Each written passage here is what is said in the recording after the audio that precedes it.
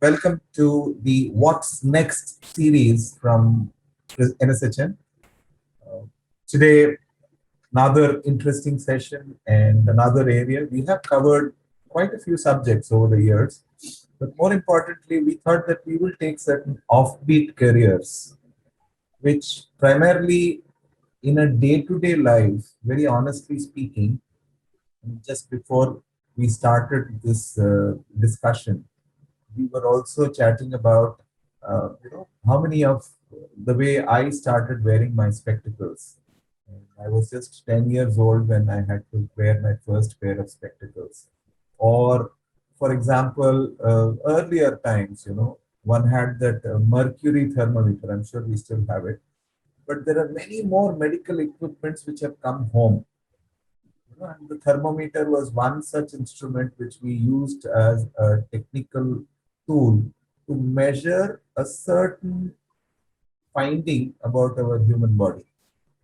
And we knew the range that, I'm sure many of us know. So I would like those who are already joined in, how many of you wear spectacles and how many of you know how to uh, measure the temperature of a human body using the old thermometer which had the capillary action of the mercury moving. Today of course there are digital thermometers, there are flat thermometers and so on and so forth, so I'm not getting into that. The earlier version which had a bulb of mercury in front, and the capillary action would move the mercury up, and we had to tilt it to see where the temperature lied. So it was again a visual way of estimating what that measurement is, and it was pretty difficult, I must tell you that, right to the so how many of you actually, if you could quickly chat on the box and tell me how many of you wear spectacles and how many of you know how to use the thermometer. The quick question for all of you to begin today's session. So I'd just like to see some yeses or hands raised or whatever, whichever way you want to respond. So to quickly just check in as to whether we are all able to hear each other, and we are able to register what we are going to discuss today. Okay, so are there some of you who are responding? Are you all able to hear me? Yeah. Okay, great, wonderful. So friends, I don't see many of them raising their hands or not. So, okay. So none of them wear spectacles. So that's good news. So I think there's a lot of things we need to talk about optometry over there. And none of you have, there. Oh, you have, right. So there is somebody who said yes. So great. So I think there are people who are wearing spectacles as well as, oh, yes. So there is a technological, distance between when I speak and when you respond. So I guess that's technology for us, but that's great. I do wear specs and I also know how to use a thermometer. Great, that's good. So we are used to both the topics that we are going to discuss today. And why are you talking about these two topics, friends, is also very vital for us to realize.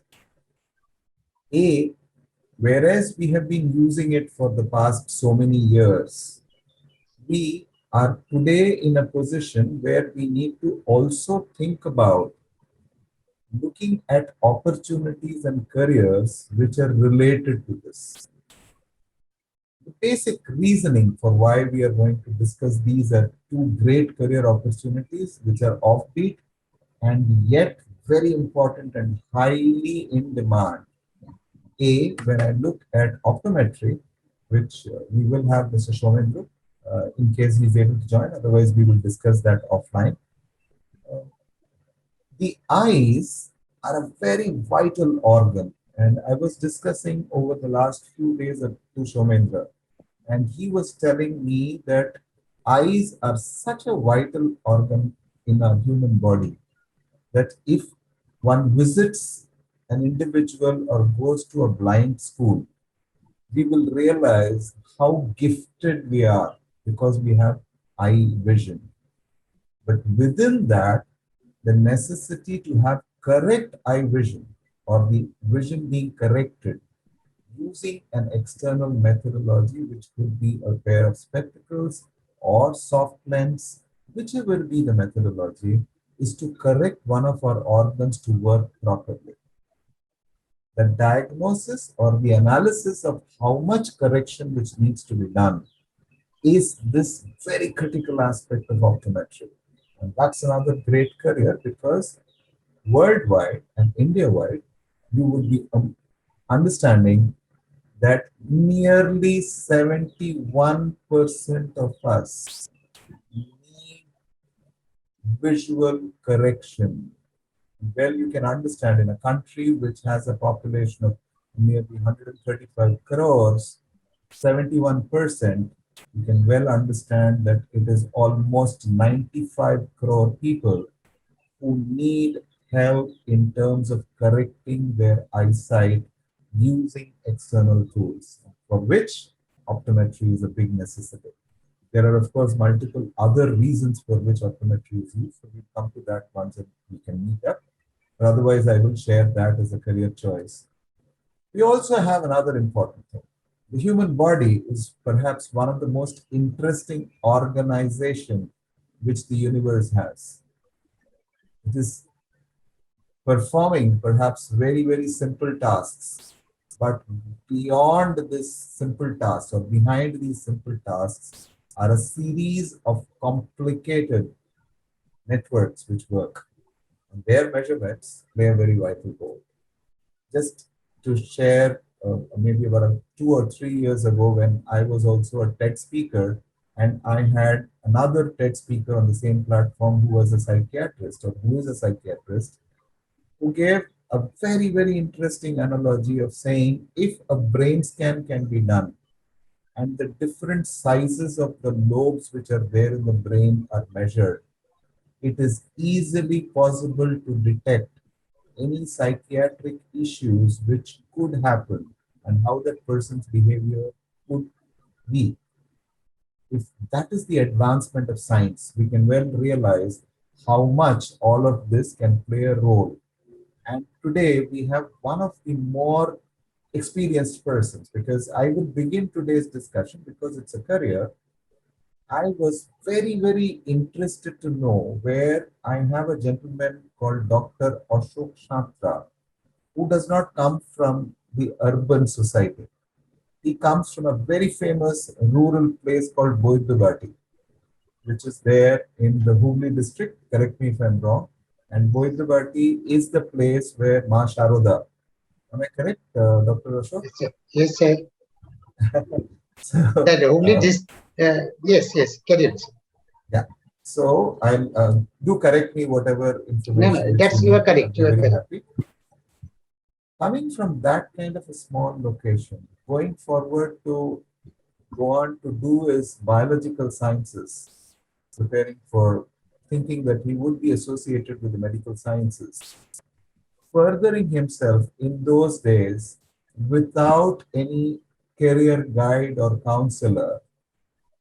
He went forward, and that which is what struck me, that Dr. Ashok Shastra, coming from Goindabati, going to Sir Pierre Mohan College, doing his graduation, then finding about a course which was available near Calcutta University related to medical lab technology so that it could get him a job, and then furthering it to do his master's and then his doctorate in the same subject of medical lab technology shows one great determination of what is necessary during this pandemic, which is what we were discussing prior to this session starting, is about this learning journey that he has undergone and he continues to learn, because biomedical engineering is progressing pretty fast and there are quite a few things which are happening in as far as that aspect is concerned.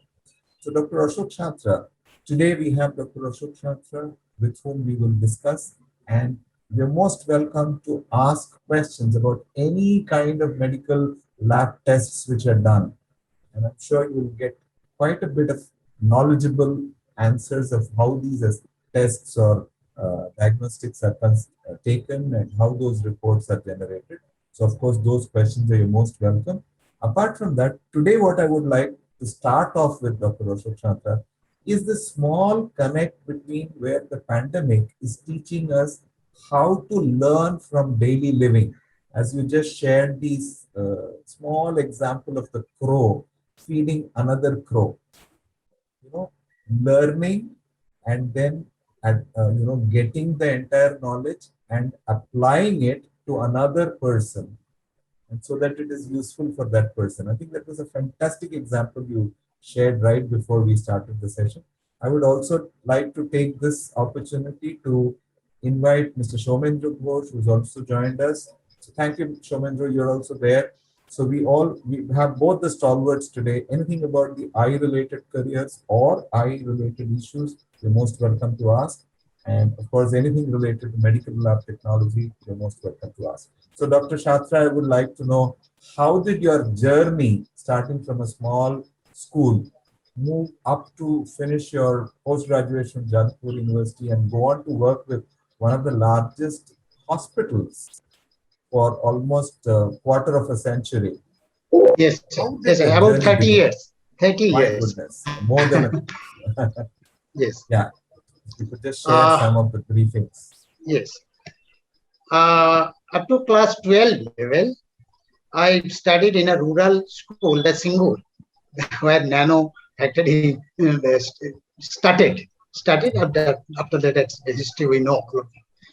So after that, I did my graduation in science from Parimohan College, Uttarpara, Calcutta, under Calcutta University. Then I did my medical lab technology. Actually, that is from Jadavpur University. Then my BHMS course from Calcutta University. Then my masters from Vidyasagar University. This, then I just after passing out the medical lab technology from Jadavpur University. The next day, I joined at BM Birla Research Center and continued my service there for 24 years. Quitting my that job from there, I joined in a college under West Bengal University of Health Science. Then I attached to the NSH. This is my journey. So it's I almost 30 years. 32 years. I have 32 experienced 32 years. I have experience in this field. 32 years. That's amazing. So 32 years ago, how did you make this choice of medical lab technology, and what was there then? And what were the machines that were used in those days? Yes. Actually, in BM Birla Research Center, that's the premier institute, and the Asia Famous Institute for Heart related, any type of heart surgery. Actually, it was started. The first surgeon was Dr. Devi Sethi. He was my colleague. Very nice person, God gifted person. So anyway, so actually he appointed me, Dr. Devi Sethi. So there are a lot of machines, because he came from UK. First, when it was started, I joined at 8th May 89, and hospital started 25th May 89. First surgery was done 25th May. That's been about 2 weeks earlier I joined there, because lab to be started, OT to be started, and the stat lab, that's been during a heart surgery, a lot of equipments needed. In the lab, the conventional lab, it is highly enriched lab, highly sophisticated lab, lot of instruments. And those instruments, most of them, they are from UK, USA. So there is a blood gas analyzer, which analyze the blood gases during the oxygen, carbon dioxide tension, pH level, etc., hemoglobin level, then instantly required. Within 5 minutes, that's report required. So during surgery, you cannot make delay. Sodium, potassium, these electrolytes, well, so many balance, because the human body is going in the artificial, with the help of the artificial machines, heart lung machine, so many machines. So these parameters to keep in the static position, these parameters, lab investigation is very, very essential, and instant report is required. So many machines are required. And I was interested in this field because actually I had no career guidance, nothing. I am self-made. So sir, in short period, you can establish in this field. Tremendous demand, worldwide demand. And after that, you can continue your studies. If you like to continue study, then you can do your master after graduation, after doing the BMLT, Bachelor in Medical Laboratory Technology. Then you can do your masters, then PhD, then you can jump for foreign service. Don't restrict in India. A lot of demands, a lot I cannot explain. If you open the Google Net, you will able to search. In this, in our country, we are calling as a lab technician, laboratory technology like that. But in foreign country, they are calling laboratory scientist. They are calling laboratory because day by day we are doing research work like that. So they are called like a laboratory scientist. And then the recent 2 weeks back, our central ministry started to enroll as a registered practitioner. The bill has passed in the parliament. So paramedical council has been formed. So legal practice, you have to do the legal practice. You will get the registration, like similar to the doctor. So after getting the registration number, you can work. In the near future, it will be more strict. It will not be like open, like the quackery practice will be banned. So tremendous prospects in these lines.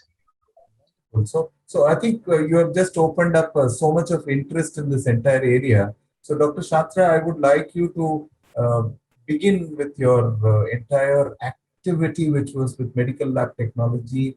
Yes. And, when we are talking to students, who are taking biosciences. So yes. One decision that you're trying to give, if you can just quickly maybe warm them up with a couple of questions or some insights, then, Okay. We can discuss one other point. Why should a student who is taking up bioscience in class 12, and obviously he or she actually, is sir, trying to, actually, sir, they have a keen desire to become a doctor. They would like to study the medical science. So, to get admission in MBBS, BHMS, BMS, whatever the course, first they have to qualify in the NEET exam. After qualify the NEET exam, then he or she will be able to get admission in the medical course. So if they have a good luck, I pray to God, everybody should get chance. But if they don't get chance, what will happen? They will sit next year, then next year. So year after year, some students are trying. But it is a wastage. After that, they are getting admission in general degree course, BSc, BA like that. It is I'm not ready to hurt anybody. It is the practical scenario. It is being. This MBBS or any medical, BSMS, these are 5.5 years course, 4.5 year main course, then 1 year compulsory internship. So after 5.5 years, that's near about 6 years, they will become a doctor. And they'll be able to write down as salutation that doctor. Then to establish more 3 years, so they will become a graduate doctor. Then to get admission master degree, they have to sit for the exam, then with the MD, MS like that. So if they don't get chance in the medical field, what they will do? They will be frustrated? No. In this world, so many things to do. So many things. As we discussed here today, in India, so far 9 Nobel laureates. So how many they are from the medical field? Except Dr. Hargobind Khorana, nobody. So if they have a human heart, they have a brain, they have hands, so they can explode. They have tremendous potentiality. They can explore anyway. Okay, so if they are interested to study the medical science, they can opt for this optometry course, really good. They can opt for medical laboratory technology, really good. Lot of scope there. Okay, so wonderful. These are the substitute ways they can choose. And in the paying the less amount, very less amount, they can establish in their life. Okay, and spending small time, 3 years, 4 years. After then, they will be a professional, and they will get a certificate as well as registration number to practice. So what are the field I will discuss in later on. Now I'm coming to the sir, what is medical laboratory technology? Medical laboratory technology, I can explain in this way. Suppose one person having a abdominal pain, severe agonizing pain. So pain, abdominal pain is a vector. So then and there, she or he will go to a doctor. Doctor will take first the history. What type of pain, where the pain, then doctor will let him lie down and examine where is the pain. In our abdomen, there are 9 areas and 4 quadrate. Each and every quadrant has got a specific organs. Suppose in the right upper quadrant, there's a liver. Right lower, there is appendix. Left upper, there is stomach. Left lower, there is rectum. And the lower abdomen, there is urinary bladder.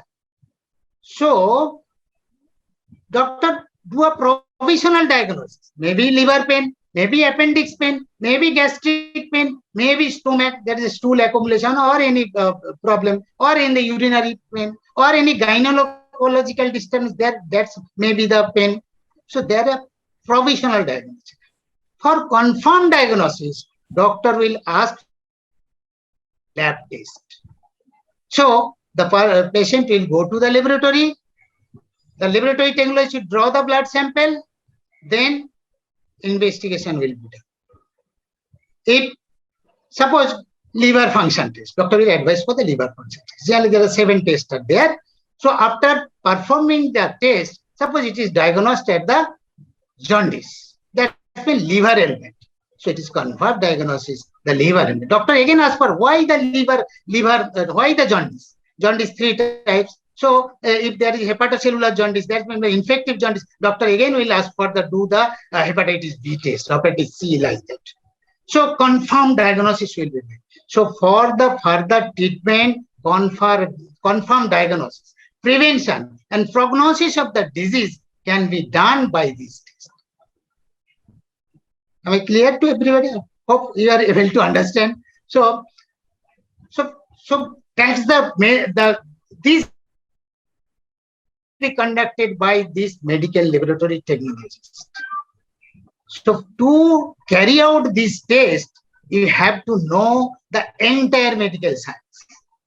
Human anatomy, physiology, I'm coming in later, whatever in our course curriculum, what to study. So this is the role of the medical laboratory technologies for diagnosis. Then prevention of the disease, how to prevent that disease. Nowadays, as example, in the COVID situation, suppose patient having a high fever for a few days. So doctor asking for RT-PCR, PCR test to be done for COVID test.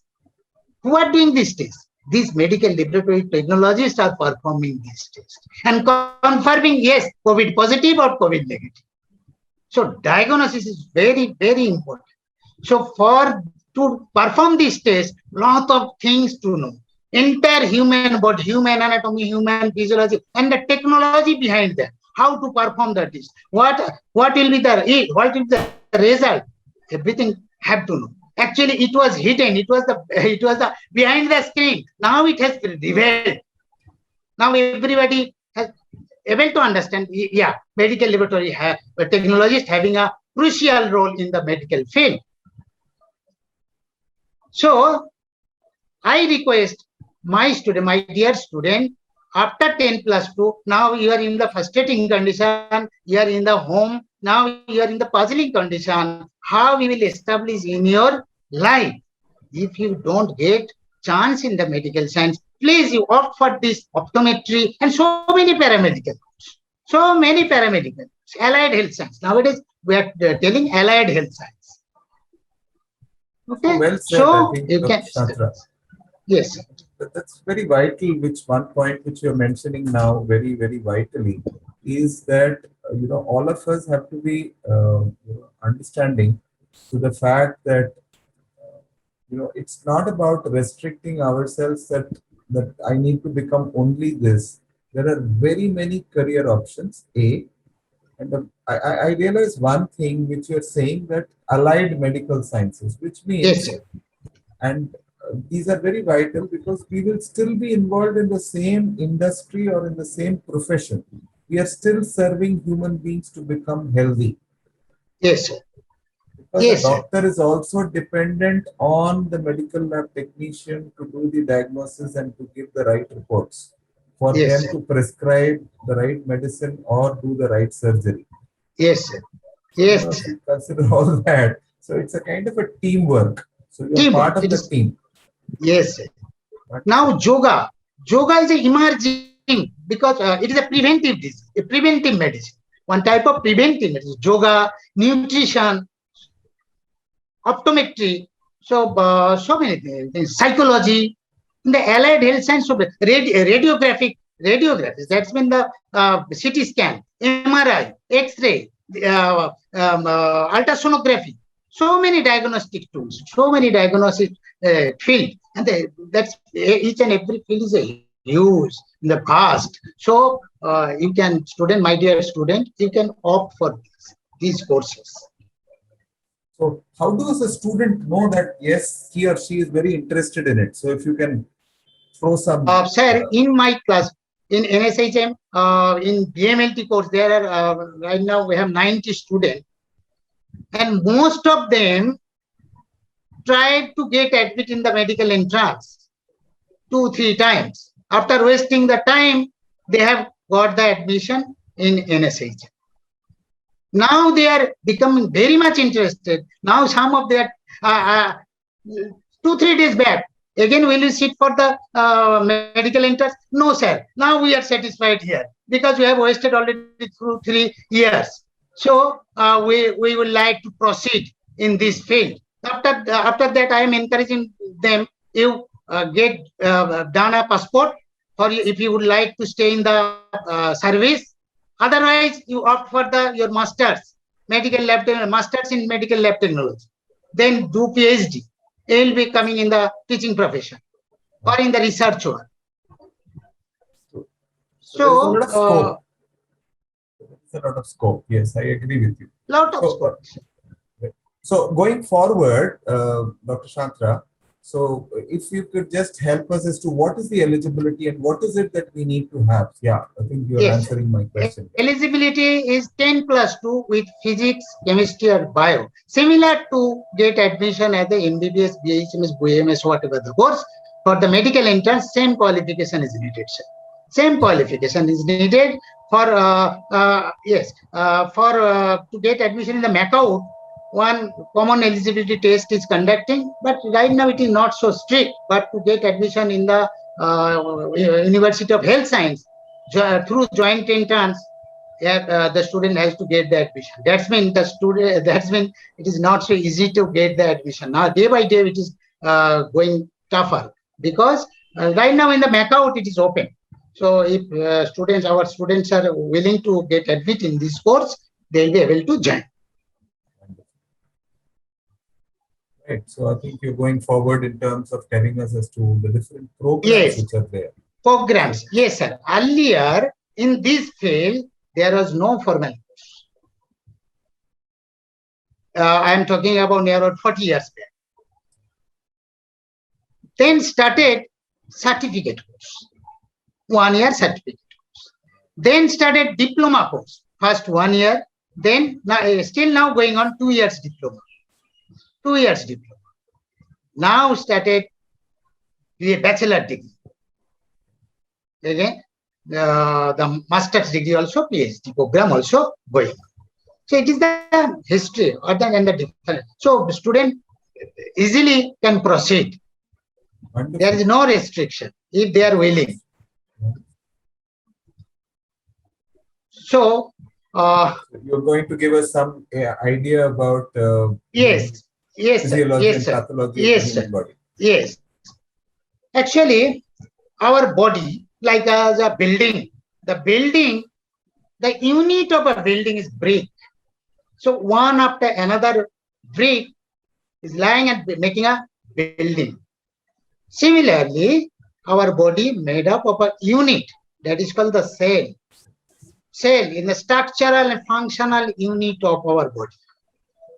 Some animal like amoeba having a single cell. Single cell possesses of all the biological functions. But we are in the multicellular organism. So multicellular organism, the group of cell functioning and working together is called tissue. And the tissue, a lot of tissue making an organ like heart, kidney, liver, like. And the group of organs forming an organ system like lungs, trachea, bronchus. These are blood collectively forming a respiratory system, cardiovascular system, genitourinary system, nervous system, like that. And ultimately, these systems collectively forming the human body. So, to know this subject, we have to learn all the aspects of the medical, all the field of the medical. Just we have, at least we have to learn little bit about the medical science. Then we'll be capable job very organizing way. Like our body is in each and every organ present in the organizing. If there is an anomaly or there is a deviation of this organization, then we'll be feeling abnormality. Then we'll be considered as a sick person. So in the organizing way, these organs are in a harmonical way. These organs are performing their duties and we are feeling well. So when you are not feeling well, we are going to doctor. Then need of this medical laboratory technologists and need of the doctors and need of the allied health science personnel. And we are working together. Now questions have come. Great. One quiz. That's become part of our, what's next series. Every speaker brings up with some quizzes and the participants become very, very interested in it. And today, some of the students I'm sure are very keen and we're all very educated in this. The first question which Dr. Santra has put up, the jelly-like substance present inside the cell is known as. So what you need to do is you need to type out just the alphabet of, so it's a multiple choice MCQ. So the one which you feel that is the right answer, you just need to type it in the chat box. That will be great. Yeah. So yeah, we'll wait for some of them to respond. So then we'll know how many of us are actually very keen to know all this.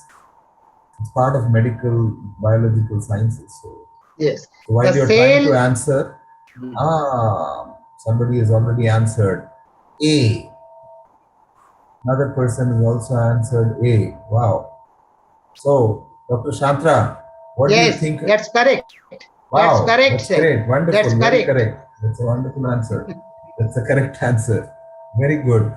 So, cytoplasm is the jelly-like substance which is present in every cell in the human body. That's so well said.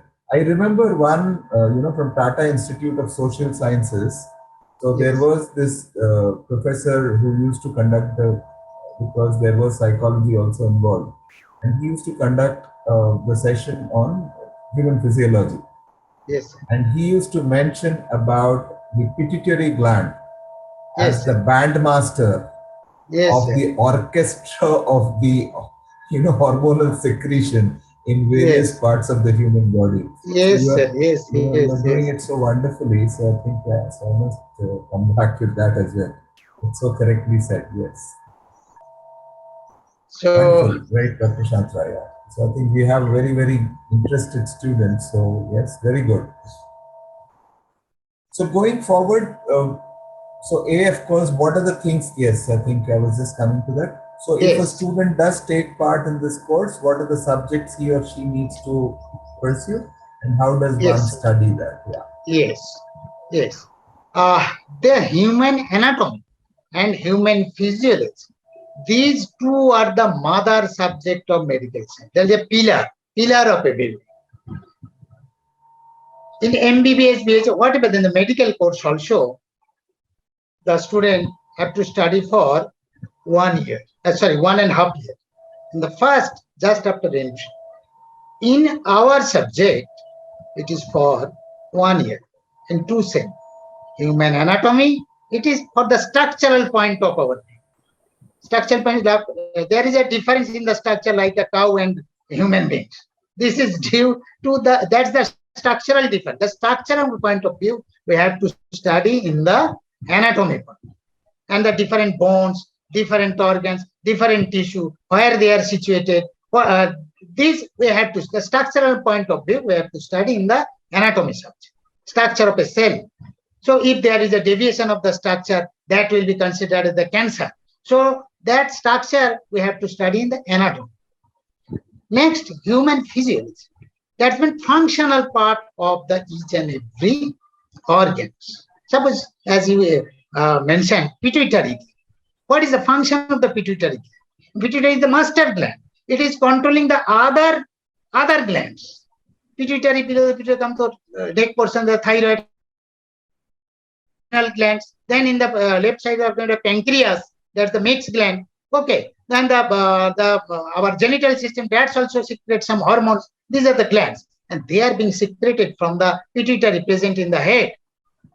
In the cellular group of the group, that's the inside the brain, that pituitary gland is. So the functional aspect, how blood sugar is being maintained in our body, how different hormones in our body, if thyroid dysfunction, what anomaly is coming in our, so many, this is the vast area.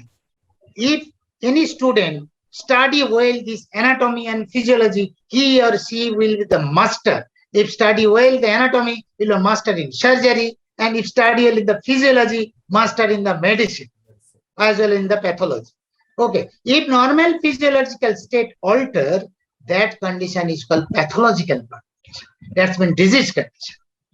Now microbiology. Microbiology is the very, because we stay in the ocean. Each time when we are inhaling, a lot of microorganisms entering in our body. Nowadays we are advising, don't go to the, maintain the social distance, because microorganism virus may enter through your nose or mouth. Okay, so these are the microorganisms. So study about the microorganism like bacteria, fungus, virus, protozoa. So these are the microorganisms where are being found under the microscope, that is called microorganism. So study about this microorganism is called the microbiology. And for that study, we need the sample urine, blood, sputum, cerebrospinal fluid, and synovial fluid. That's been joint contain some fluid. So that's called synovial fluid. We need to draw this sample and then investigation. Investigation is done in the microbiology department. Next, another quiz set. Great, wonderful. So I think we are also learning, and we are also exchanging our own experiences. Yeah. In which part of the respiratory system gaseous exchanges take place? Wow. This is interesting, and I must tell you, this is going to get some answer somewhere. Yes, and I'm sure there are some bright young students here who will give the right answer, because they're all studying it right away, and I'm sure if anyone answers, wow, there it is. Already one person has answered alveoli, A. Oh, there is one more who's also going with A. So that's interesting. Very good. So I think the students are already, because let me tell you, Dr. Shantara, because the board exams were there, and they could not take it. That will be helpful to them also, sir. Yes. The alveoli is the correct answer. Sir, we have got a lot of answers. Alveoli, the gaseous, actually our respiratory system starts from our nostril and ultimately to the lungs. And the gaseous, each and every time we are inhaling, we are taking 500 ml of gas, 500 ml of air. And among the 500 ml, the 150 ml remaining in the respiratory tract, those are not taking part in the gaseous exchange. In the tract, they are remaining, but they are not taking part in the gaseous exchange. That's when the larynx, pharynx, bronchus, this part. Trachea, this. So they are not taking, so pharynx, larynx, trachea is not exchanging the gas. So alveoli, the balloon-like structure at the terminal point, that is involving in the gaseous exchange. Oxygen is going inside the body and carbon dioxide is taking out. So that is being exhaled. So alveoli is the correct answer. Let rest subject what to study. Parasitology. Now we are coming to the parasitology. So many parasites. Day by day we are taking different types of vegetables. So parasite may enter in our body in the form of the egg, like as hookworm, giardia, the contaminated word giardia, the Tinea solium, Tinea saginata, pinworm, so many worms. So they can infest in our they are parasite. So for this examination of the parasite present in our body or not, a lot of sample we are collecting. In eye also, there is the parasite loa loa. That's also we are taking the sample from the eye swab. Also the parasite, commonly we are doing the stool examination. The stool examination, by performing the stool examination, we can identify if there is any parasite present in the intestine or not. So by performing it is very important test to identify the stool examination, and stool examination conducted in the lab. So parasitology, first you have to know. You have to have tapeworm, hookworm, so many parasites are there. And the virology department, that's been related to the virus. What virus infection? Okay, nowadays we are suffering from the entire world suffering from the coronavirus. So study of the virus in the virology. So in medical laboratory technology, so many things to study. Hematology, that's been blood related anomalies. There's leukemia, so many things to blood count. Doctor commonly advise for the HB, TC, DC, ESR. All of you have the experience with this study. Hemoglobin, total count of WBC, defined count of the defined types of WBC, and ESR. It is a common test. TC, DC, a routine hemogram. Doctor is asking for different, each and every disease. There is actually blood is a mirror where the disease is reflected. So blood test is done in this hematology department. Okay, so hematology we have to do. So next chapter is the coagulation study. Some persons are having the coagulation disorder, blood coagulation. That's when blood is not clotting. Some person having the gum bleeding, continuous bleeding through the gum. Some persons are having the bleeding disorder, bleeding through the piles, bleeding through the stool. Some having the gynecological distance bleeding, continuous bleeding. So if there is anomalies in the bleeding, or some having the underskin bleeding, that is called purpura. Okay, and some coagulation factor. There are 13 coagulation factor in our blood. If there is anomalies, if any there is deficiency of the coagulation factor, that is to be studied with the coagulation study.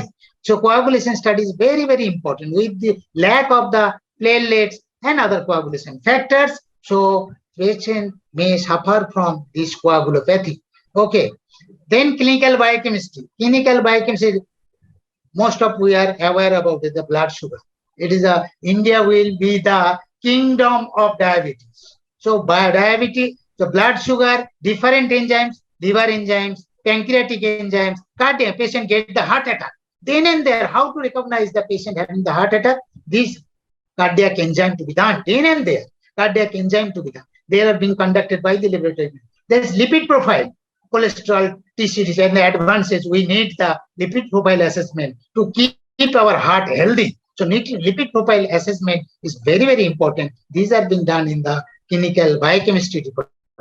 Also the hormones, different hormones. As sir mentioned, so hormones are regulating in our body. The body function is being regulated by, if the actually ladies are very much prone to get the thyroid dysfunction, and they are suffering. Those who have that is they know. So they today has to take the artificial hormone, thyroxine hormone from outside in the name of the L-troxin, thyronome, like that. So hormone assessment is very, very important, and proper test, exact test to be done. And that is can be done by the educated laboratory technologists. So they have to know, study the clinical biochemistry and toxicology. Toxicology is very important. That's in the forensic medicine, drug adulteration, and different toxic, poison, the homicide, suicide. In that case, toxicology to be studied. So many things they were getting poisoned. So toxicology we have to. The pharmaceutical toxicology, drug assessment can be done in the toxicology subject. We have to study the toxicology. So these are the area of the study. Sir, next quiz. Wonderful. I think you're making us learn that we are almost nearing that we can be a medical professional in doing this. Which of the following blood cells play an important role in blood clotting? This is something I'm sure anybody and everybody, yes, we've all now become, my God, these children are absolutely wonderful. They're really good They're student. very good students, and I think they have a great career ahead. Yes, absolutely, dot on. I think they've all answered A, and I think you will agree with that, right? So Yes, thrombocytes sir. or Yes, platelets. sir. Yes, sir. They're correct. Very correct. Very well done. Very correct. Very correct. Leukocytes, actually, I should explain, their student. Leukocytes mean the WBC, white blood cells, white blood corpuscles. So leukocytes are responsible for the body defense mechanism. Defense mechanism. Erythrocyte means the RBC. They are responsible for the transportation defense. As we are taking, inhaling the oxygen and exhaling the carbon dioxide, these gaseous transportation is done by the erythrocytes. That's mean RBC. And neutrophil, the one type of the leukocytes, but thrombocytes or platelets are responsible for the blood coagulation. It is the correct answer. Correct answer is now immunology. Immunology, because our defense, we are taking the corona season, so many vitamins, so many things, adrak, roshan, so many things we are taking, garlic, ginger, so many things we are taking to boost up our immunity. So immunology, if your immunity is okay, so we are staying in the ocean of the microorganism, so we'll be able to fight. So immunological study is, that's mean antigen, antibody. When any foreign particle, protein or any virus, bacteria, whatever entering in our body, that is called antigen. And what the defense mechanism producing against in our body, producing against that antigen in our body, that is called antibody. As we are taking vaccine, that's mean vaccine, we are introducing the killed microorganism, killed coronavirus. Okay, the antigen we are putting, and with the response of the killed antigen, our body getting sensitized to produce the antibody against that. So this antigen antibody reaction is taking place. If any foreign invaders entering in our body, we are fighting against that with the help of this immunology. So immunity. So we have to, the study about this immunity is being done in the immunology subject. It is a vast area. We have to study the immunology. Okay. Now I'm coming to the, it is an upcoming subject, that is the immunohematology or blood bank. Blood bank. So if any patient require blood, suppose patient having cancer, blood cancer or any type of cancer, or patient having anemia, or patient low blood BP, or other component, blood coagulation disorder, patient needs to transfuse the blood component or blood or whole blood, whatever the blood transfusion is needed, and to transfuse the blood. So blood bank possesses a crucial role to survive, to get to give the life to the patient, and patients are getting their life with the help of the blood. So any person blood cannot be introduced to any other blood. So many tests are being conducted in the blood bank, and these are being carried out these medical development technologists. So these are so student has to study these also. The student have to study this immunohematology. Then urine analysis. It is a very frequently done urine analysis. The female are very much prone to get infection, urinary tract infection. Male also. So due to the infection of the microorganism or any dysfunction of the kidney, so that is being reflected, that is there though abnormality coming in the urine sample. So urine analysis to be done. So we have to study about the kidney, anatomy, physiology of the kidney, and composition of the urine. Then we'll be able to understand how to analyze urine sample. Then histopathology, as I discussed, the like as a brick, cell is the functional structural unit of our body. If there is a structural anomalies occur in the cell or tissue, that will be may consider as the, if there is a malignant state, abnormality, that is considered as the cancer. So that will be studied in the histopathology department. So by surgery or fine aspiration needle cytology, if there is a abnormality seen in the lung area, outside just penetrate a needle at the lung, just aspirate the sample through the syringe, then put in the glass slide, then stain it and observe under microscope. The cell has been drawn, they are deviated from normal or not. If there is abnormality observed, that considered as the cancer, lung cancer. So very important role, sir. So histopathology nowadays, the cancer is gradually tremendously increasing. So histopathology is the major subject. So our student, if they are interested, they get admitted in this course, they have to study that. Okay. Sir, next question. Wow. So with one information, one learning and one practice. Very nice. Yes. Which of the following gas is released out during the process of respiration? That's going to be a difficult. You're giving me one difficult choice. Okay. So let's see how these students are. I mean, I think they're better off than me because I have stopped learning biosciences many years ago. Of course, I'm a very release mean which gas is coming out. Which gas is coming out from our body? Which gas? Very quick, huh? They've answered C. I think they're all getting it right. I mean, they're all very smart students, I must say. Am I right? So yes, it is sir. Carbon dioxide. Carbon dioxide is the correct answer. Very good, very good. Very much appreciated. I think, yeah, one more answer correct. All these students are very aspiring students for they're medical subjects, you know. Getting ready for the entrance. Very good, very good.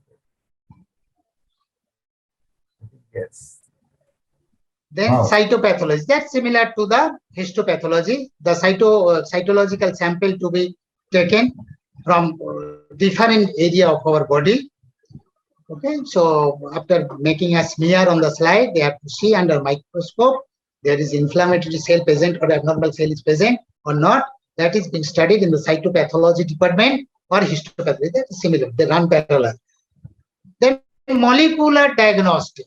It is very important area.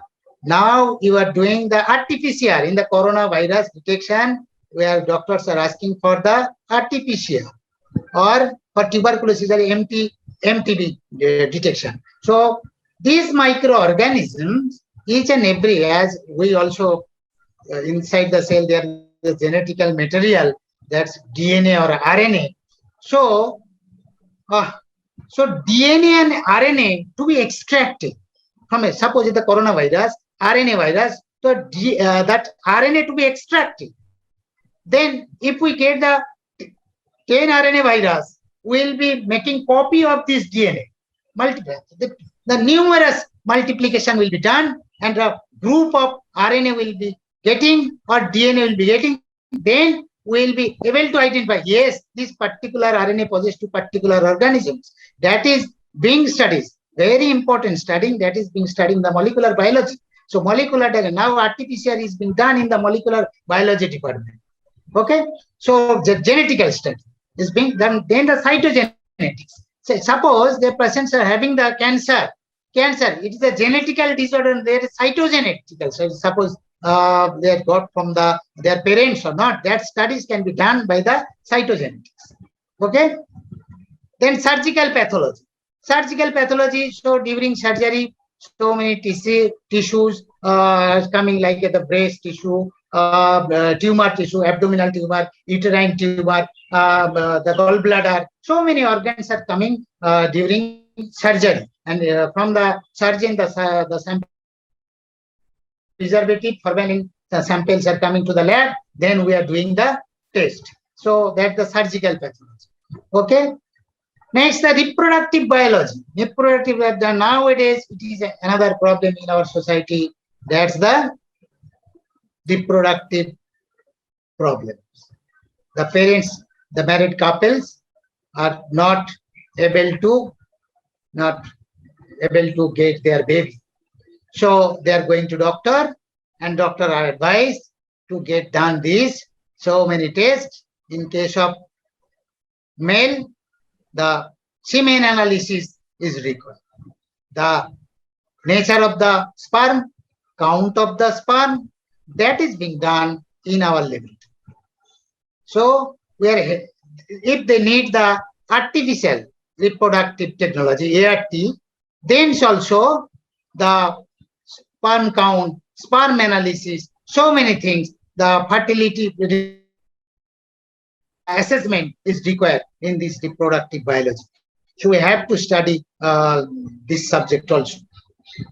So next, sir. Serum differs from blood as it lacks. Now you are becoming a little difficult for me. Let us see. I am sure my friend students will be able to answer it. Yes. The liquid part of the blood is called plasma.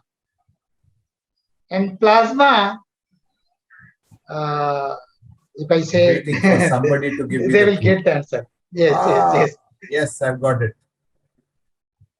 Differs from because they don't have clotting factors.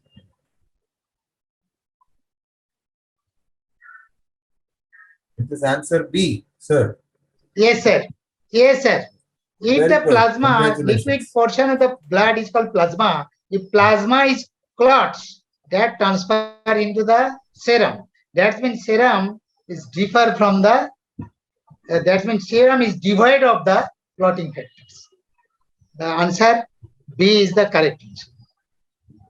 Nice. Very nice. Very nice. I think we've learned quite a bit about these. So, so I think you helped us to realize that we would be covering many of the subjects which are related to in a medical profession. Yes, sir. And the utilization is what we are saying is a different way. I think I got your point. And so any student who has an aspiration to be in the medical field, should keep their choices open, not only appearing for the NEET exams, but also for appearing for the common entrance test for medical lab sciences or allied health sciences, as you're saying. Yes. Because as a career, you're saying these are all going to be teamwork. Yes. And honestly speaking, when I go to a doctor today, before he or she prescribes me medicine, they give me a series of tests which have to go to a lab technician. And on the basis of that, only they prescribe their medicines or their surgery or their way forward with the medical prescription. So therefore, it is a teamwork, as I am seeing, between these two sciences. I think that's great. So yes, I think going forward, because I will also have Shomendra. Yes, sir. Okay. What if they study these courses? Especially, I'm talking about the BMT, Bachelor in Medical Laboratory Technology. What is the advantage? First, it is a bachelor degree, so they can apply for any professional course or any competitive exam where graduation is required. Then it is a professional course in allied health science. It is worldwide demanding and gradually increasing. They can go for their masters or research work. They can establish their own diagnostic laboratory. So many students after passing, they have started their own laboratory. They can also opt for their masters and PhD. These are the advantages. Then, sir, I quiz number 6. Okay. You have many questions for us. I see that. The bicuspid valve is also known as the. We're becoming more and more critical of our knowledge. So let's see. They will be able to very easy answer, sir. They will be as they are getting preparation uh, for their exam, Entrance medical exams exam, and or 10+2 student science student, they will be able to answer. very true. Bicuspid valve, Ah, there's yes. so they got it right, I guess. Again, the B, mitral valve. Is that Mitral right? valve. Yes, yes, Mitral. sir. It is a mitral valve. It's Wonderful. the I think correct answer. it's correct answer. Correct answer is the mitral. Excellent. I think the students are really, I think you must compliment yourself that you have actually prepared well. You know, and it's really interesting that we are having a discussion where you're also checking your knowledge. And it's so nice to know that many of you are actually very keenly preparing for these health sciences, which is so nice to know that because our country is actually requiring 3 times the number of medical professionals, all kinds of medical professionals. There is a huge demand, and there's a huge shortage as well. So it's not only about a demand, there is a shortage in a country like ours, and we did see it during the second wave, not only because of resources, but when we talk to our medical professional friends, they tell us how much overworked they are. So we know that there is a high requirement more than demand. Okay. So I think you're all in the right line, and I would constantly encourage you to be part of these health sciences in whichever form. It need not be only the MBBS program, it could be in these allied sciences. And as Dr. Ashok Shatra is mentioning, these are sciences which are becoming more and more relevant as we go forward in the world tomorrow. Yeah. Yes. And the most Next, the important thing which he's recognition. going to say, Yes, the this is going to give us the lead. as that they have a key role in the diagnosis in the medical profession. Their recognition. The 2 weeks back, the central council has been set up. So after passing out, their name also be enrolled. They will get a registration number similar to the doctors. So they will be the legal practitioner. It has already been started. What is it? Next question. When glucose is found in urine, it is called. Actually, in normal urine, glucose is not coming out until unless the sugar value in the blood 180 mg per dl.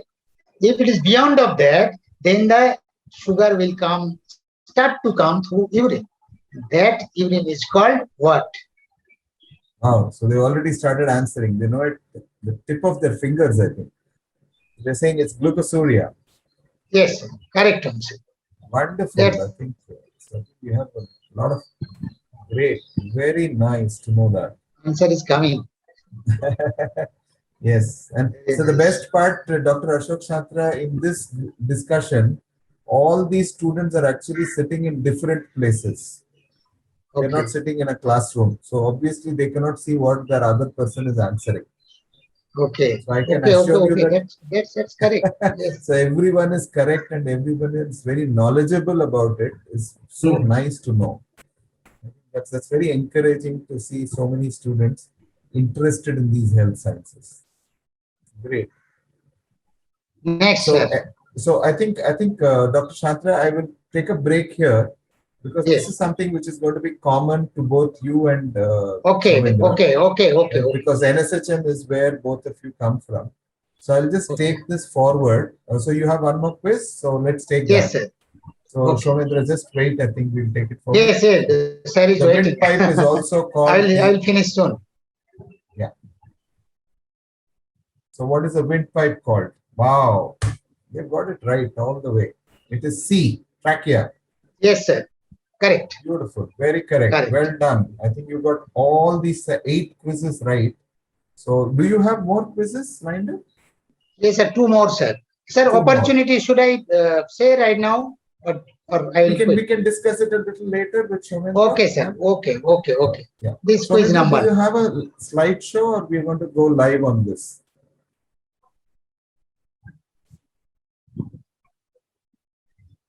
Soumendra, can you unmute yourself? Yeah. So do you have a slideshow? Yeah, no, actually I'm in mobile, so Okay, fine. So we'll stop the slideshow factor. So very good. I think, yeah. So they've got the ninth quiz also. So which one of the organizers produces somatotropin? It's C. Dr. Growth. Shatra, Yes, that's the correct answer, sir. That's correct wonderful. answer. I think you've Pituitary, got as you said, the pituitary is the master gland. So master pituitary is, plan. yes. From the anterior Wonderful. pituitary, it is being secreted. From anterior pituitary, posterior pituitary also two hormones. Okay, I'm not Wonderful. going in details. Right. Dr. Shatra, I think what we'll do We'll is we'll discuss come, later on. yeah, we'll Okay. keep it so you can come back to the slideshow a little later. So if you could just, stop sharing Yes. your, Yes. This is the last question, sir. okay. What is anemia? It is very common, very easy to answer. I'm sure this is something which they're all, oh, they've got it even before I think I finished asking the question, they've got it right. It is deficiency in the production of normal hemoglobins. Okay, Right? sir. So, absolutely, very correct. I think wonderfully done, students. You all got all the 10. So now we are going to have the next discussion about optometry. Another important aspect, because I told you that the number of individuals in a country like India who are having challenges in terms of correcting their vision is a big, large chunk. Dr. Shatra, if you could just switch off the Stop slideshow. sharing. Okay. Yeah. That would be great. Wonderful. I think that would be wonderful. So I think that will make it a little more clearer. Yeah. So coming back to this very important issue that many of us do wear the spectacles, and there is a necessity for us to correct our vision because our eye vision plays a very vital role. Again, the understanding of this subject. Shomendra, again, very interesting. He again took up this profession many years ago.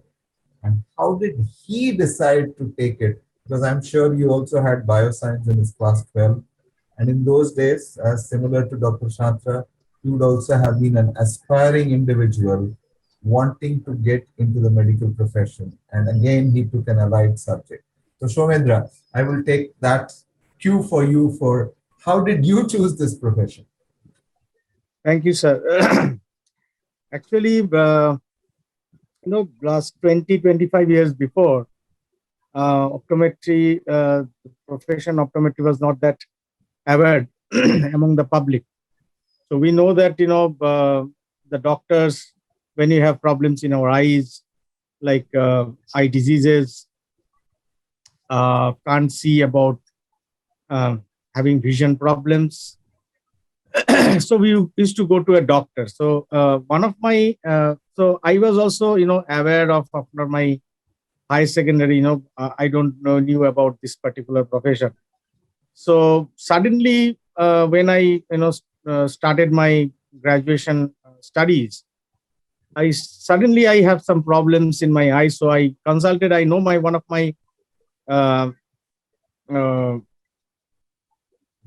brother-in-law was an eye doctor. So I went to him and I asked that I have some eye problems. So he told me that you could come to my clinic and I will check your eyes. And so I went to his clinic and got to know that he's an optometrist. So at that time also, and I know that he has went through MBBS degree and then having this post graduation in ophthalmology or something.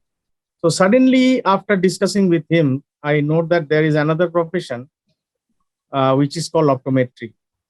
So at that time, there was no graduation program. There was only diploma programs available. So slowly, this graduation program started.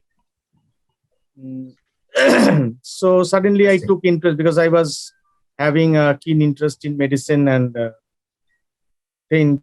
So, but I could not, I appeared in the joint entrance examination like medical joint, but I could not succeed. So after that, I thought that, this can be a good profession because he used to see a lot of patients and he maintains a good, lifestyle and standard of living was very high. So it attracted my thing, and obviously I visited his clinic quite often.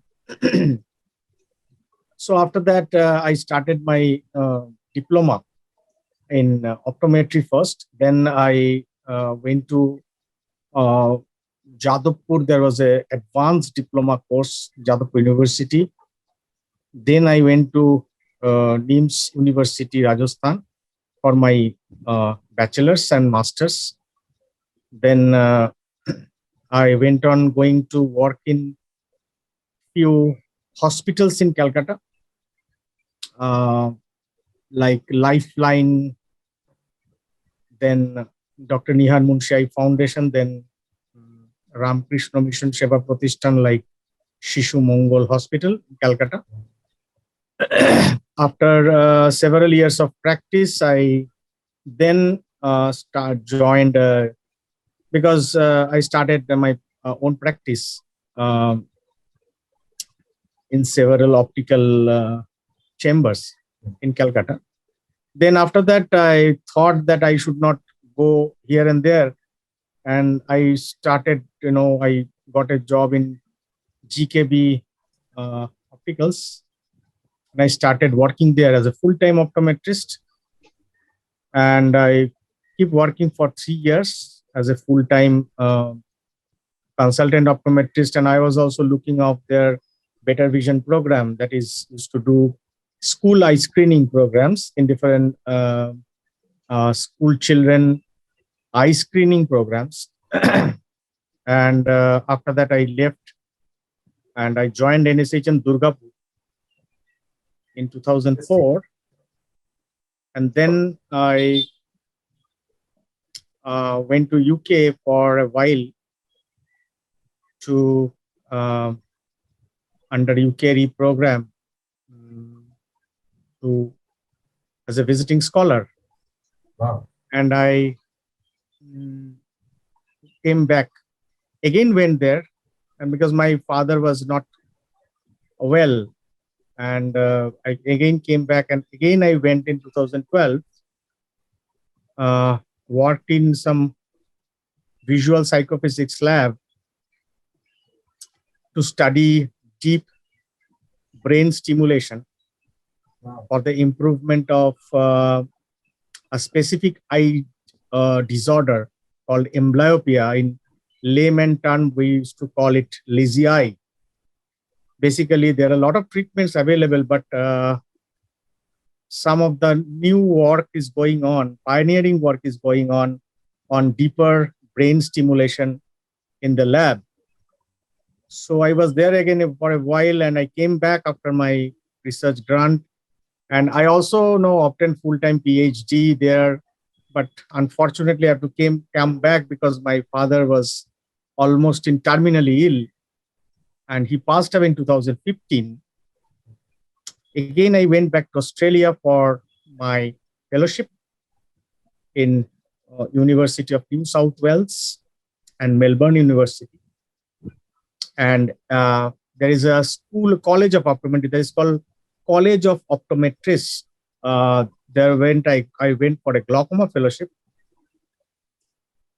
Again, I came back because of my mother was ill. So again, she had a stroke. Anyway, so this was my small journey. Yeah, very And kind enough to give us time. I saw optometry, a lot of optometrists from India after graduating. They went for their integrated master's PhD program or PhD program. Few of the universities offers direct PhD programs when they do not need any master's degree. Or if you have any MPhil degree here, they also accept, especially in Australia. But in UK, you need to have a full-time master's qualification for opting for a PhD, or you can also opt for few integrated programs. So I saw a lot of people from here, their students from India, they are pursuing their masters and PhD, and they are working in different universities, because I was associated with Anglia Ruskin University in Cambridge. And I got a chance to see a dissertation in under Cambridge University, because I saw a dissertation program, because one of my senior faculty, she was about to complete the PhD from Cambridge University. So I got a chance to saw her final submission, because I was attended as a guest with one of my guide there, Dr. John. So I went there and I saw the final, she was about to complete her PhD, final submission. So that was a good experience. But what I am trying to say is that a lot of people, those who are aspiring eye care, they want to be in a medical profession. They want to be associated with such kind of program that is related to patients and eye care or vision care. Optometry is a great opportunity to have a lot of scopes, not only in India, but a lot of opportunities are abroad, US, UK, Canada, Australia, New Zealand, because they require more optometrists than we need, because their amount of optometrists are very low, and they are a complete regulated profession with, and in the US, if you search the Google, you can see that optometry is one of the top 10 professions that have highest potential income. So top 10 highest potential income group comes under optometry. So you can search the Google and you can see in the US, you can jolly well, you can try and you can see that there is a lot of opportunities for high income potential for as an optometrist. So, and I saw optometrists working there with good, good knowledge, and they are very, very established. I saw a lot of researchers working in different kind of, biomedical research, interdisciplinary research. They are working a lot there. A lot of Indians are there. So I think the students, those who are interested in research, their interdisciplinary research, their eye care research, public health research, there's a lot of opportunities outside India in the developed countries. And with optometry, I also saw, I was in, I visited Dubai once I saw a lot of my students in Durgapur, they are in Dubai, and UAE means Doha, a lot of people, because they are already joined me in LinkedIn and Facebooks. So all these people, they are working in Dubai, Doha, Qatar, Bahrain. A lot of people are in UAE countries, Sharjah. I got a call maybe 2 days before, in the night, and about 12 in the night. One of my student working in one optical retail group called Rivoli, he called me actually because he was planning to return to India. So he was calling that I was working for last 7 years in Rivoli. So he was planning to come back and set up his own establishment in India. So he was looking for my suggestion or advice about how to set up. So optometry has also a huge potential in setting up in own practice. And new council is forming because already Allied Healthcare Commissioner bill has been passed, and optometry has already have been a separate council called Ophthalmic Sciences Council. I am also within one of the core committee of the past Optometry Council of India, and we are setting up a state committee because recently 24 professions have been given full right of counsel, like physiotherapy, occupational therapy, dietetics and nutrition. 24 categories of healthcare profession, allied healthcare profession, have been given self-regulated optometry means self-regulated council status.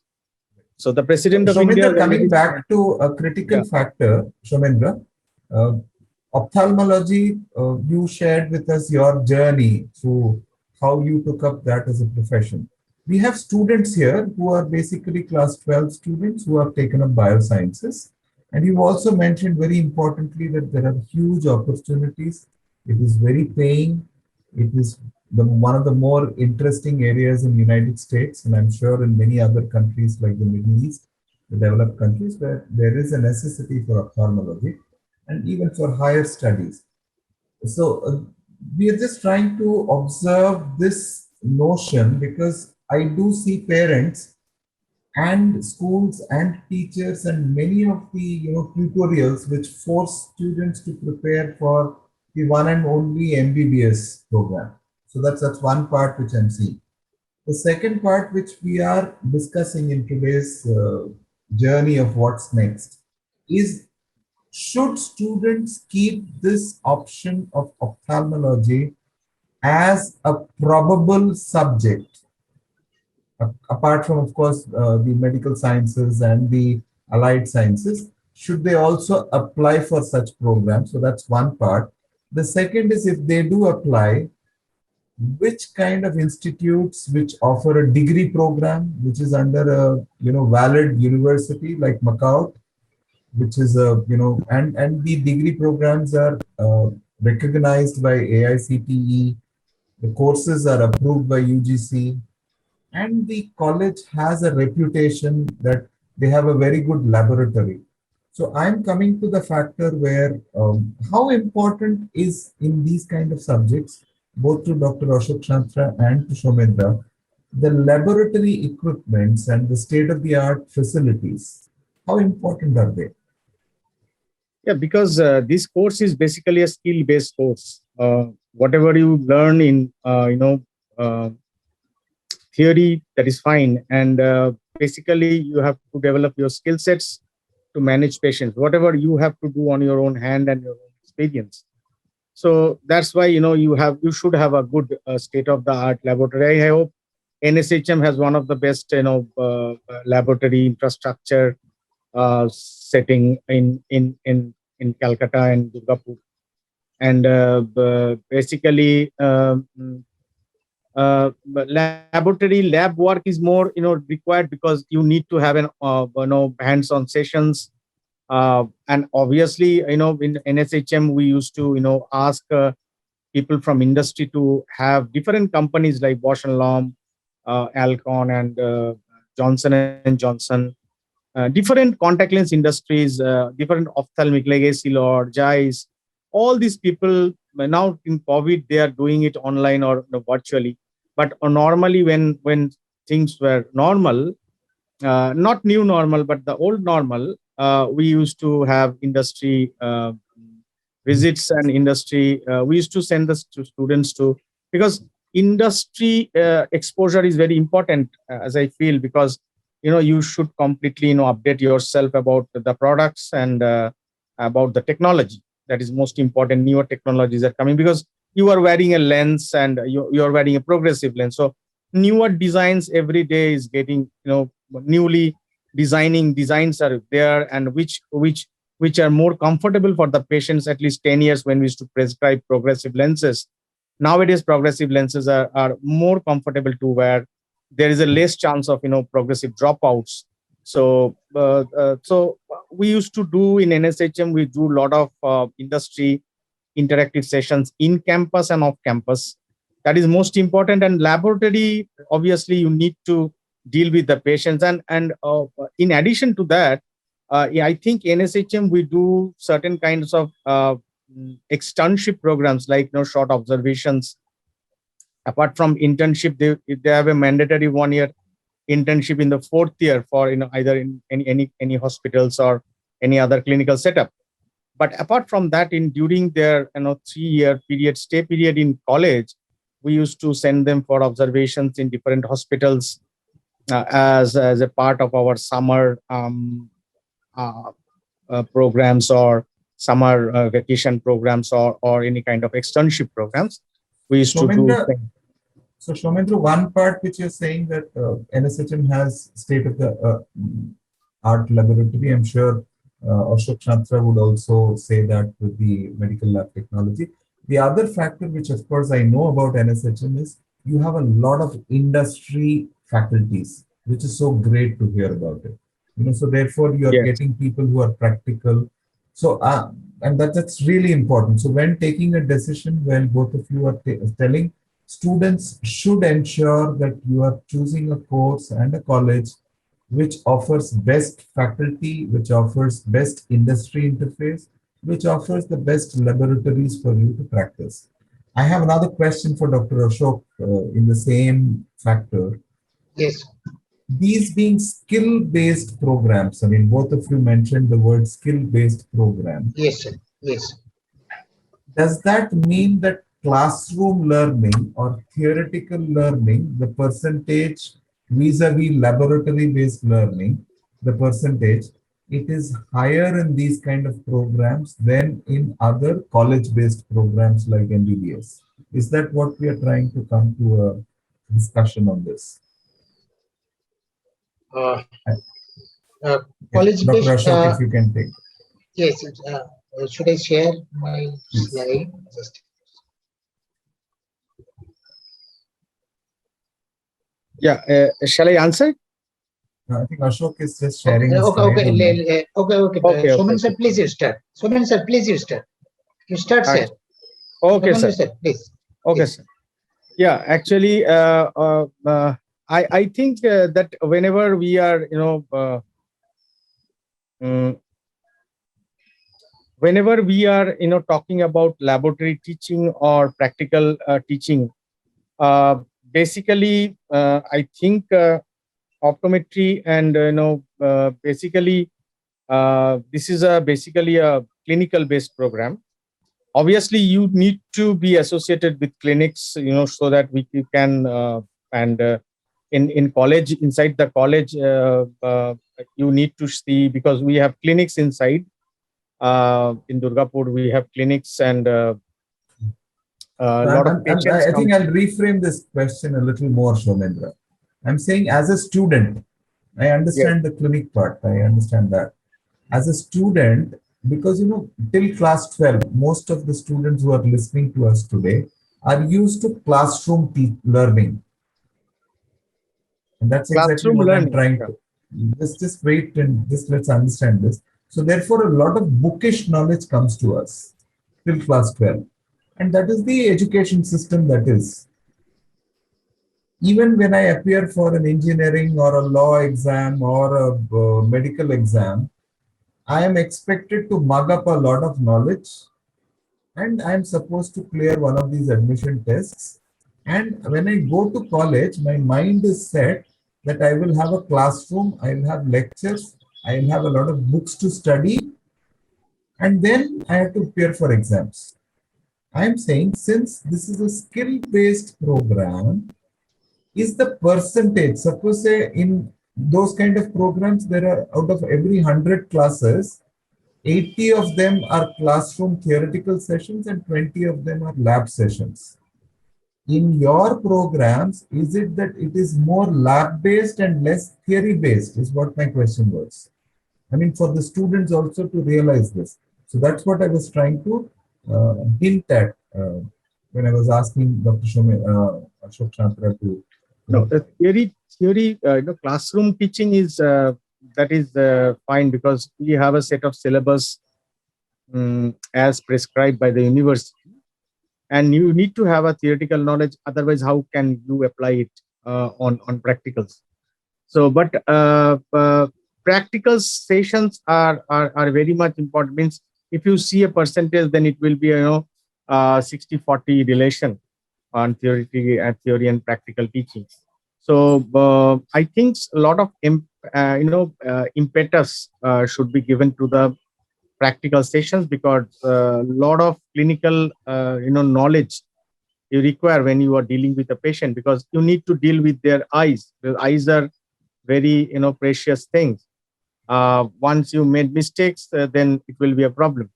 So because the vision one of the eyes, vision is one of the most precious sense of our human body. If you can't see, that is a big problem. So, you have Ashok, to. what is your viewpoint on this? Uh, Yes. yes, sir. I am just showing what are our course content. From here, you will be able to understand. So, human anatomy, physiology, both in the optometry, also in the lab technology. It is the base of the medical science. So, beside the theoretical knowledge, practically practical to be done in the physiology, anatomy, microbiology. Microbiology, suppose one sample we have taken, until unless we are not able to recognize that particular organism or which bacteria are causing the disease, which bacteria present in my urine sample or whatever the body fluid. So we have to identify that microorganism and what is the antibiotics to be given to kill that microorganism. We have to investigate in the lab. So only theoretical knowledge.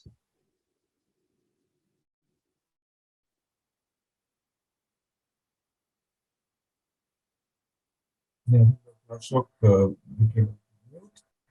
Yeah, so I think, yeah, so therefore, this is very interesting for us, I mean, students, that those of you who are not very bookish and you still want to be part of the allied health sciences, these are programs where, you have to decide on whether you love reading the book or you like more doing things practical. These are programs which will enable us to realize that these are more practical oriented and yet associated with the same industry.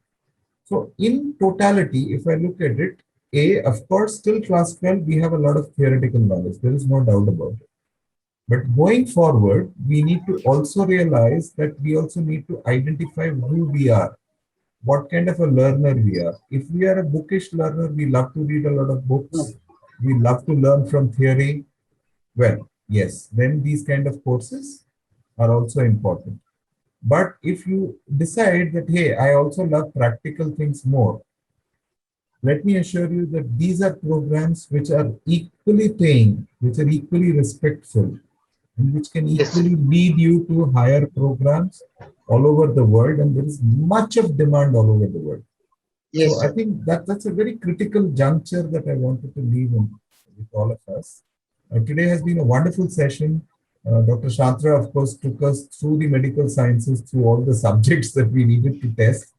And I I think, tried little, sir. wonderful. I think I'm sure those of the students who are going to join your programs are really going to enjoy.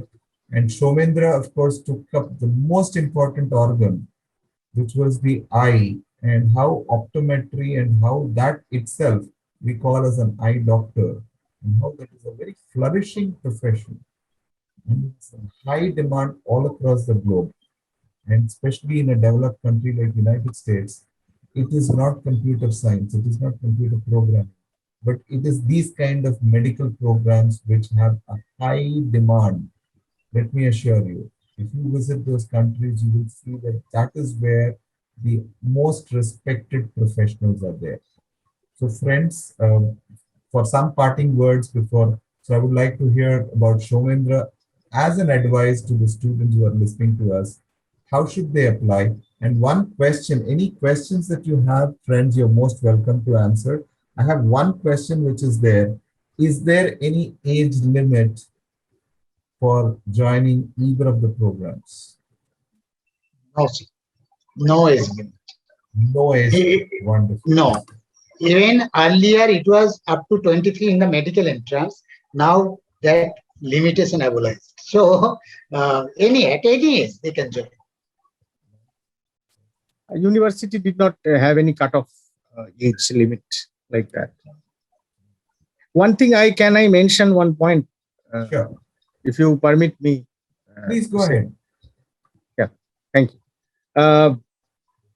Looking at the need, because I thought I was mostly engaged with what I have experienced, but one data I like to share,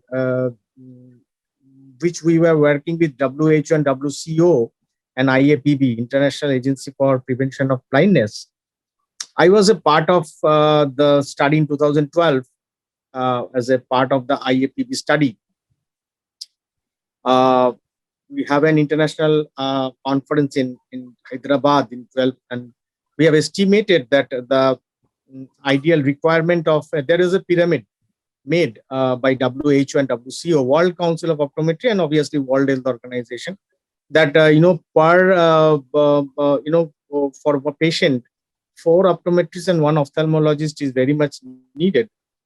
And if you see right now, as in 2021, recent data has been published for the new council and every local state bodies that 40,000 plus optometrists are available to serve 1.4 billion people, which is extremely insufficient to cater. That's why the problem is that the community eye care and government has extended for the right to sight prevention of blindness, that is called Vision 2022, Vision 2025. They have extended the elimination of blindness 5 years. They have extended because that would not comply to the Vision 2020 guidelines, because insufficient manpower and extremely extreme remote areas cannot be served due to lack of manpower.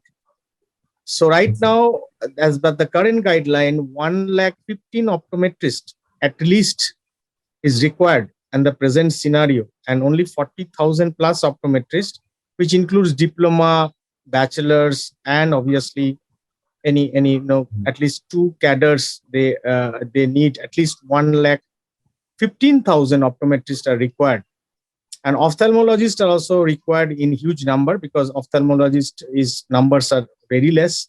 So the government has taken initiative to increase because a lot of government positions are also vacant for optometrists nowadays, because the people, most of them only work in urban places. They don't want to go to villages. So government We has do have some students who are coming from the village portion. So we have students who are coming from Assam, who are attending today's program. There are students who are coming from remote parts of Rajasthan who are attending this program today. So let me assure you that we have reached this program to very many rural parts of India. So these students are listening, and I'm sure you would understand that there is a big necessity for optometrists, and there is a huge ophthalmologist, as Shomendra said. And immediately, if I look at it, the same thing applies for medical lab technicians also. They are also overworked. So there is no difference. So, and they are equally important in allied health sciences. And that is exactly what I would like to discuss and finally come to this conclusion. This is an alternate option. It is a great career option, and it has got a fantastic future, whichever way you want to go. And you can even do your own setup, as Ashok Chantra said. This is one opportunity where you can set up your own unit and become a self-sufficient business unit also. So those of you who have a care for business, that's a great opportunity for you. Okay. So with this, I think we've spent quite a bit of time today. And Yes. it was really nice having both Shomendra, despite his Thank you so much. condition. It was a great and interaction. Dr. Ashok Chantra, who actually provided me with an opportunity to do a mock session with him in the afternoon, even though he was conducting classes, so that he could set up his machine, the lighting, that much care and specificity that he worked with, and the kind of knowledge that he has shared with us, and the wonderful quiz. Why I asked him that question, is there an age limit? You have excited me so much. I am thinking that I should also join this profession. So I'll apply. I'm thinking of it. So maybe those of the students who are interested and wanting to join NSHM, you may also find me as one of your classmates. And you think that I'm still young? Well, I'm still young because I'm taking Dr. Ashok's clue. I have to be a learner till the last day. And that's the way to go forward during the pandemic. Thank you once again. We will meet up again next week on What's Next with another interesting topic, which is of course related to technical subjects, but I'm sure you're all enjoying it, and your feedback will be all very, very keen to know about it. At the same time, I would also like you to know if you have any questions, please do drop it on the chat box. Any questions related to medical sciences, we'll take it up either now in the next 2-3 minutes, or we will take it up. We'll directly reply back to you, whichever way suits you. So we'll just wait for a couple of minutes, and maybe Ashok Shatra, you can also share some parting words while the students, if they have them questions, we can reply back to them. Hello. Yes, Ashok, your audio. Okay. What's that? I should say something related to this. No, just as a finale. Okay. We have almost a 2-hour Okay. session. Let's share this slide. I'll share something. Okay.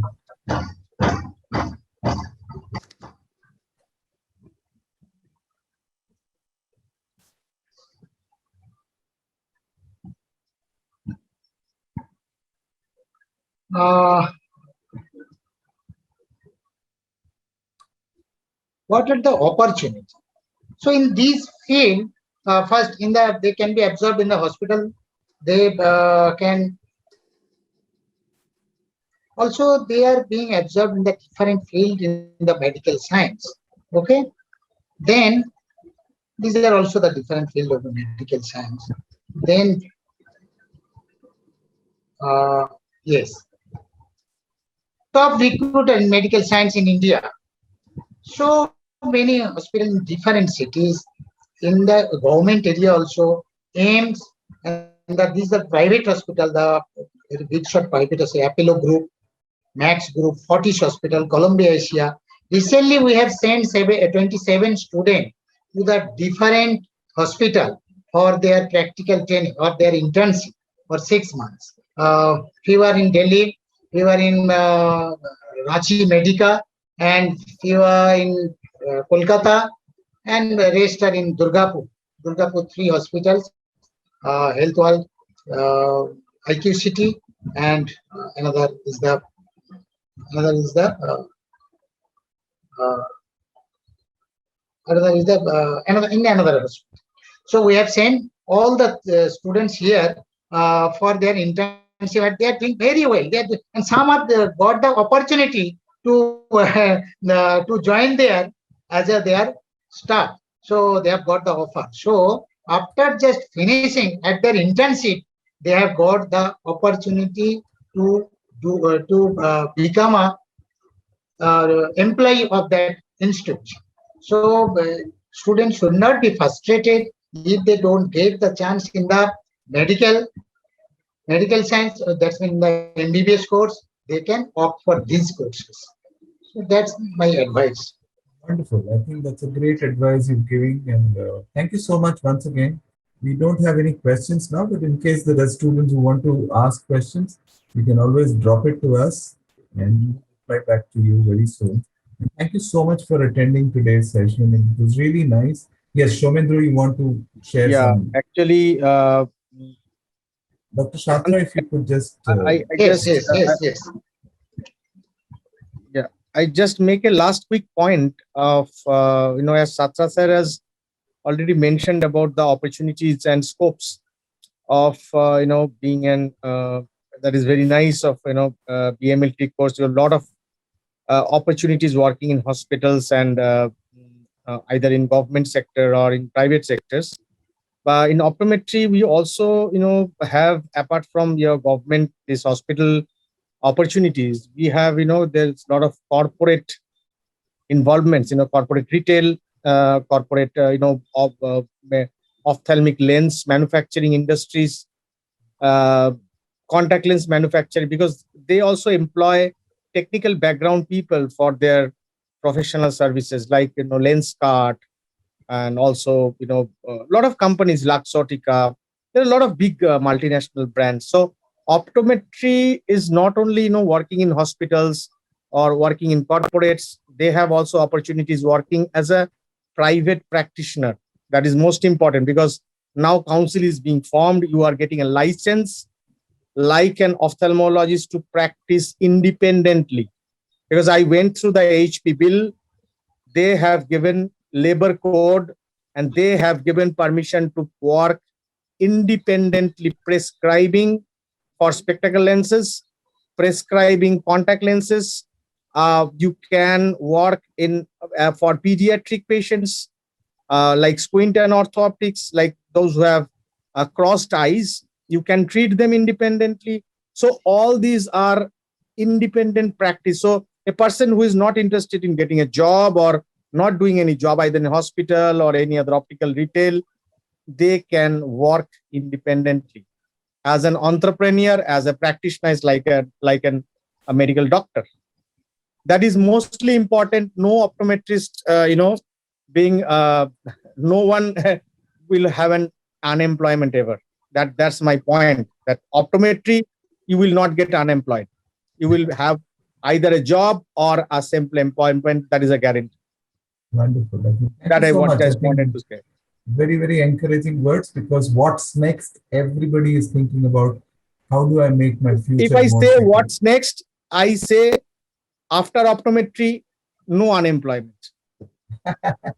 Very well said. I think those are very encouraging words for students, and I think we should take it forward and keep this as an option. And you must apply, because this has, I'm sure, has been a very knowledgeable session. And I would love to hear your feedbacks about this session on the chat box. Okay. And thank you so much, Dr. Ashok Shatra, Thank for you, your sir. valuable Thank you. time. And Thank you. Thank you. Thank you, Satra Comment sir. well. Thank you, Satra sir. Thank you. Satra Thank you, explained sir. very Thank well. you. Thank you. Very well. Very nice slides. Thank you. And Thank you, thank you, Joy Shankar sir. Extremely Thank you. well moderated and very nice. And very nice always to see both of you. So thank you so much. And also thank you for the students who have participated today. Yes. I hope they will join NSHM very soon, and they will have a great successful careers in allied health sciences. Either if they can join optometry, BMLT, whatever. They will have a very pleasant stay in NSHM, because we are running these courses for long time, and students are working all across the world. Very true. I think that's one great, opportunity that we should look at, and I think that's really wonderful. Thanks for sharing this, and I'm sure we will get all the positivity for the future. And stay safe, all of you. Have a lovely week ahead. See you till next time when we meet for What's Next again with another set of career options, and I'm sure that's going to be also equally interesting for all of us. Thank you once again.